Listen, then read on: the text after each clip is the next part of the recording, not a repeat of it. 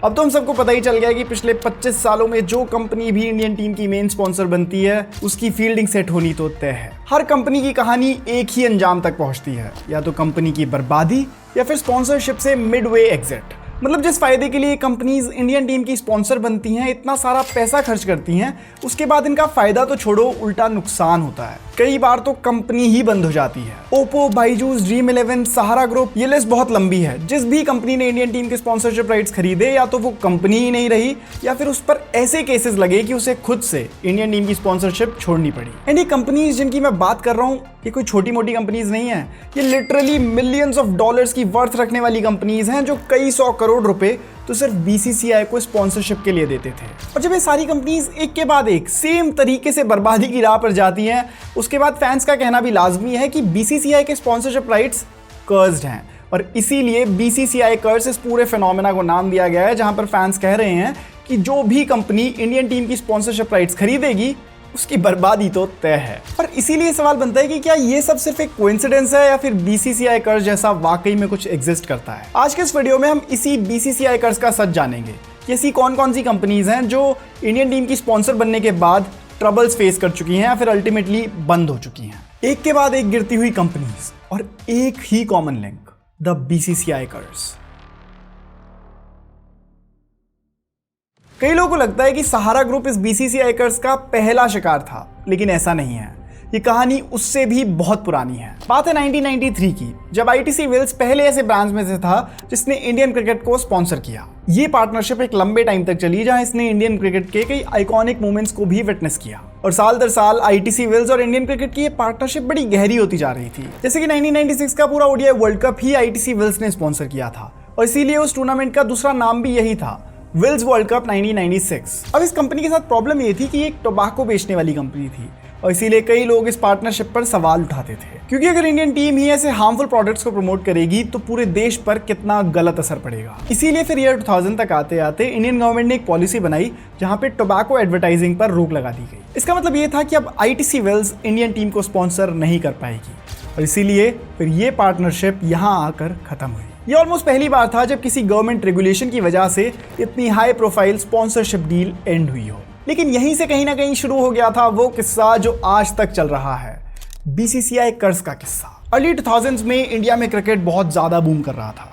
Indian cricket team को इतनी ज्यादा अटेंशन मिल रही थी कि ऐसी कई सारी कंपनीज आ गई थी जो इंडियन टीम का स्पॉन्सर बनके वो वाइड स्प्रेड अटेंशन चाहती थी। ऐसे में इंडियन टीम का अगला स्पॉन्सर बनता है सहारा ग्रुप, जो इंटरेस्टिंगली सबसे लंबे टाइम पीरियड तक भी इंडियन टीम का स्पॉन्सर बने रहता है। एक डेकेड से ज्यादा तक इंडियन प्लेयर्स की जर्सीज पर वो सहारा का लोगो चमक रहा था, एंड इंडियन टीम ने अपने सबसे ग्लोरियस मोमेंट्स भी इसी दौरान विटनेस करे। फिर चाहे वो 2007 का T20I वर्ल्ड कप हो या फिर 2011 का ODI वर्ल्ड कप, हर बार विनिंग मोमेंट्स में इंडियन जर्सीज पर वो सहारा ग्रुप का लोगो चमक रहा था। सहारा ग्रुप और इंडियन टीम का मानो गोल्डन पीरियड चल रहा था, जहां इनका ये बिल्कुल अनब्रेकेबल सा बॉन्ड लगता था। लेकिन फिर 2012 में सहारा ग्रुप के लिए प्रॉब्लम्स बढ़नी शुरू हुई, जब सेबी ने इनके बिजनेसेस पर क्रैकडाउन करने शुरू करे। अपेरेंटली सहारा ग्रुप ने इलीगली कई करोड़ों के फंड्स रेज किए थे, जिस वजह से सेबी और इंडियन गवर्नमेंट ने इनके ऊपर स्क्रूटनी बढ़ा दी और इन पे इतने सारे केसेस लगा दिए गए कि उसके बाद तो इनकी इंडियन टीम के साथ पार्टनरशिप का कंटिन्यू रह पाना मुश्किल हो गया था। और इसका अंजाम ये हुआ कि 2012 में सहारा ग्रुप और इंडियन टीम की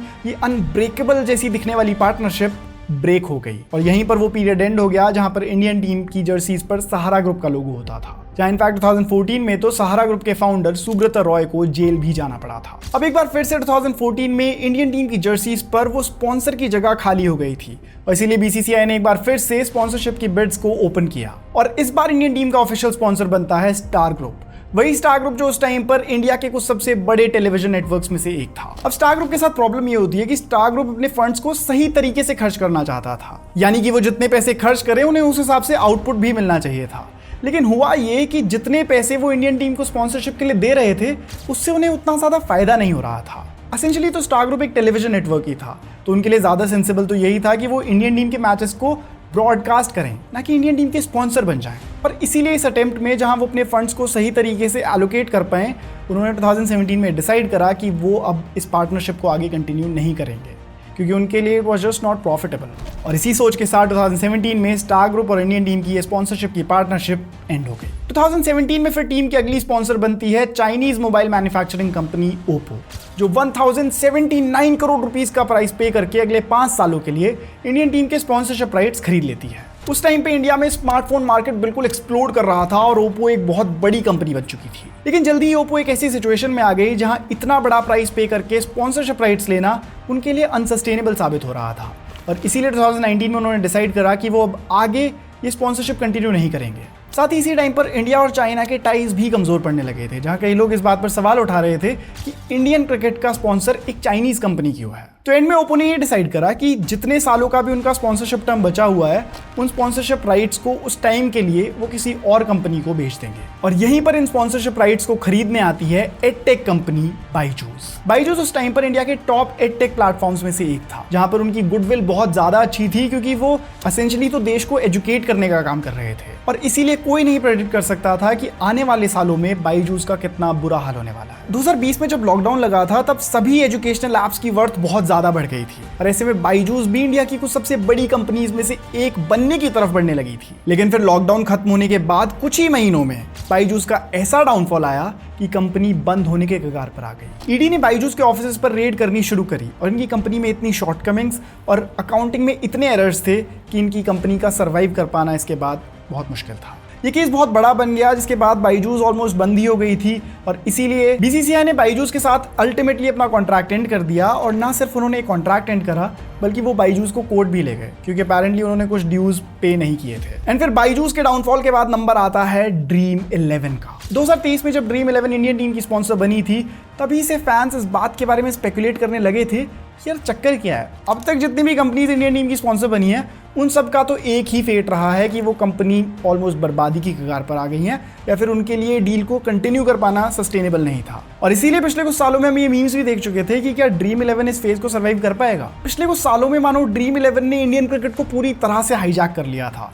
तो चाहे वो इंडियन टीम के मैचेस के बीच अपने एड्स दिखाने हो, इंडिया के सबसे बड़े स्टार्स को अपने एड में लाना हो, या फिर इंडियन जर्सी पे अपना सबसे बड़ा लोगो रखना हो, ड्रीम 11 वाज लिटरली एवरीवेयर। लेकिन फिर ड्रीम 11 के साथ भी वही होता है जिसका डर था। पिछले कुछ हफ्तों में इंडियन गवर्नमेंट ऑनलाइन गेम्स को बैन करने पर एक नया बिल पास करती है, जहां वो ये बताते हैं कि ये जितनी भी फैंटेसी ऐप्स हैं जहां पर लोग पैसे डालकर अपनी टीम बनाते हैं, ये सारी ऐप्स को बैन कर दिया जाएगा। और इसी वजह से ड्रीम 11 भी 2025 में बैन हो गई है। बिग प्लॉट ट्विस्ट जो शायद सब एक्सपेक्ट कर रहे थे। इंडियन गवर्नमेंट ने पॉलिसी बनाई, जिसके बाद ड्रीम 11 बैन हो गई है, और उसके बाद से तो ड्रीम 11 और इंडियन टीम की स्पॉन्सरशिप की पार्टनरशिप वहीं पर एंड हो गई। एंड में तो मैं यही कहूंगा कि इंडियन क्रिकेट टीम की स्पॉन्सरशिप एक डबल एज्ड स्वॉर्ड की तरह है, जहाँ एक तरफ तो आपकी कंपनी को बहुत ज़्यादा एक्सपोजर मिलता है, आपकी कंपनी देश के हर घर तक पहुंच जाती है, वहीं दूसरी तरफ आपकी कंपनी की तरफ गवर्नमेंट एजेंसीज और रेगुलेटरीज की अनवांटेड अटेंशन भी आती है। जहां आपकी कंपनी में अगर कोई शॉर्टकमिंग्स हुई, तो इंडियन गवर्नमेंट एजेंसीज उन पर डेफिनेटली अटैक करेंगी, और वही अब तक सभी कंपनीज के साथ हुआ भी है। फिर चाहे वो विल्स हो, सहारा ग्रुप हो, बायजूस हो, या फिर अब ड्रीम 11 हो, इन कंपनीज के ऑपरेशंस में ही कुछ ऐसी शॉर्टकमिंग्स थी जिनकी वजह से इनका स्पॉन्सरशिप को कंटिन्यू कर पाना मुश्किल हो गया था। दूसरी तरफ स्पॉन्सरशिप का प्राइस भी इतना ज़्यादा होता है कि अगर आपकी कंपनी के पास उस तरीके के फंड्स नहीं हैं, तो आपकी कंपनी शायद स्पॉन्सरशिप के टर्म को सर्वाइव ना कर पाए। ये कहना कि ये एक श्राप है या फिर बीसीसीआई कर्स है, ये थोड़ा ड्रामेटिक है। एसेंशियली तो ये एक हाई रिस्क हाई रिवॉर्ड वाली मार्केटिंग स्ट्रैटेजी है। जो कंपनी इसको सर्वाइव कर जाती है वो आगे बढ़ जाती है, और जो नहीं सर्वाइव कर पाती वो बीसीसीआई कर्स की एक और कहानी बन जाती है। अब देखना इंटरेस्टिंग ये होगा कि अगली कौन सी कंपनी होगी जो इंडियन टीम की स्पॉन्सर बनेगी। कई लोग कह रहे हैं कि शायद टोयोटा इंडियन टीम की अगली स्पॉन्सर बन जाए, क्योंकि वो ऑलरेडी ऑस्ट्रेलियन क्रिकेट टीम की भी स्पॉन्सर हैं, और अगर टोयोटा इस पिक्चर में आती है और इंडियन टीम की स्पॉन्सरशिप लेती है, तो आई डोंट थिंक इस कर्ज का उन पे कुछ खास असर होगा, क्योंकि टोयोटा एक बहुत ही रिलायबल और बहुत पुरानी कंपनी है जिनका सब कुछ सॉर्टेड होगा आई एम श्योर, एंड वो इस फेज को ना सिर्फ सर्वाइव कर पाएंगे बल्कि थ्राइव भी करेंगे। वहीं दूसरी तरफ इंडियन क्रिकेट के कुछ फैंस ये भी कह रहे थे कि विमल या फिर रजनीगंधा जैसी कंपनी को अगली स्पॉन्सरशिप मिलनी चाहिए, क्योंकि इस बहाने एटलीस्ट उनका एंड तो हो पाएगा। तो वीडियो अगर अच्छी लगी है तो वीडियो कर दो लाइक, चैनल को कर दो सब्सक्राइब, और एशिया कप में कौन कौन से टाइप की वीडियोस देखना चाहते हो मुझे कमेंट्स में बता दो। मैं एशिया कप में बहुत ज़्यादा कंटेंट प्रिपेयर कर रहा हूँ और बहुत सारी वीडियोस हम डालने वाले हैं। तो मिलेंगे एशिया कप में, तब तक सायोनारा, बाय बाय।